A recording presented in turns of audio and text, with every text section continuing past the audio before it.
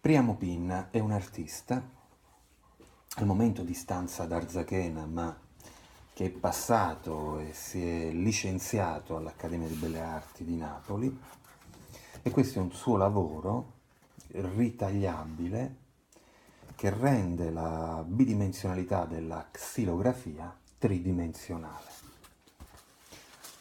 Lo spiega lo stesso Priamo in questa lettera che ha spedito a me medesimo. Ti spedisco parte di un progetto che nel tempo si è trasformato prendendo più di una traiettoria.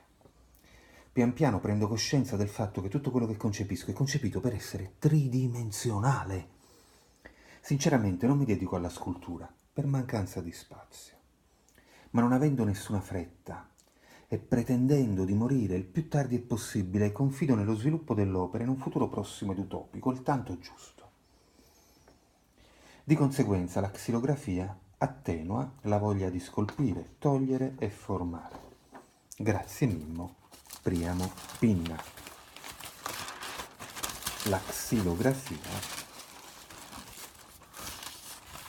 attenua la voglia di scolpire.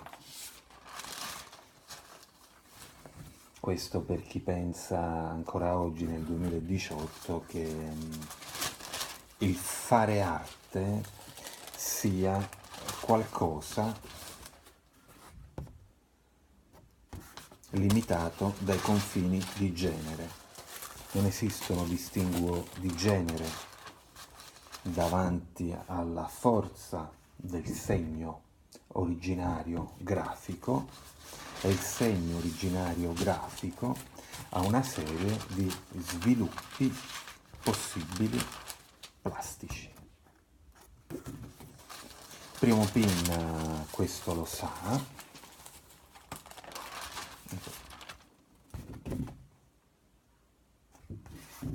e a partire da questa sua consapevolezza si predispone a viaggiare attraverso tutti i linguaggi dell'arte, ma anche della scienza, a partire dal suo segno, perché il segno di un artista è sempre qualcosa che a tutti noi insegna. Priamo Pino.